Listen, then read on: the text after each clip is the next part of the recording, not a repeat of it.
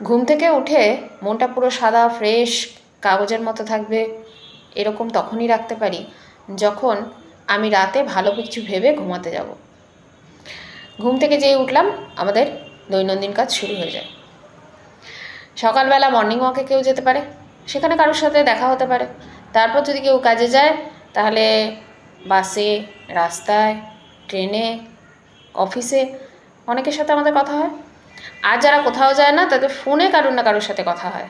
এই যাদের সাথে কথা হয় তাদের সাথে আমরা অনেকেই আছি যে নায়ের গল্প প্রচুর করি। এই সরকার এটা করছে না, এটা পাচ্ছে না, ওটা করছে না, এটা হচ্ছে না, এটা পাচ্ছে না, ওই দিচ্ছে না, এইসব করে করে নায়ের লিস্ট এত বাড়িয়ে ফেলি তা আমার মনের সাদা কাগজটা ওই নাই ভরে যায়, তাই না? আমার যদি কারোর সাথে কোনো সমস্যা হয় তাহলে সেই সমস্যাটা যতক্ষণ চলছে ততক্ষণ হয়তো আমি উত্তপ্ত হতে পারি, ঝগড়া হচ্ছে যতক্ষণ ততক্ষণ হয়তো আমার রাগ হতে পারে, কিন্তু তারপর তার সম্পর্কে আমি কি ভাবছি সেটা কিন্তু আমার সাদা কাগজে, মানে সাদা মনে আর কি, আমি নিজেই লিখছি।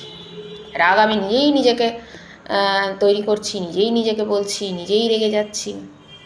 তাই আমাকে উত্তপ্ত করতে, আমাকে কষ্ট দিতে অন্য কেউ যতটা না কাজ করে আমি নিজেই কাজ করি বেশি, ঠিক না? আমাদের জীবনে হতেই পারে এমন কিছু ঘটনা ঘটে গেল বা এমন কিছু কারোর কাজ যেটার জন্য আমার জীবনটা বিঘ্নিত হলো বা সমস্যা তৈরি হলো আমার জীবনে, সেখানে নিশ্চয়ই সেই নিয়ে আলাপ আলোচনা হবে এবং সেই সমস্যা থেকে কী করে সমাধান করা যায় সেই সব নিয়ে চলতেই থাকবে।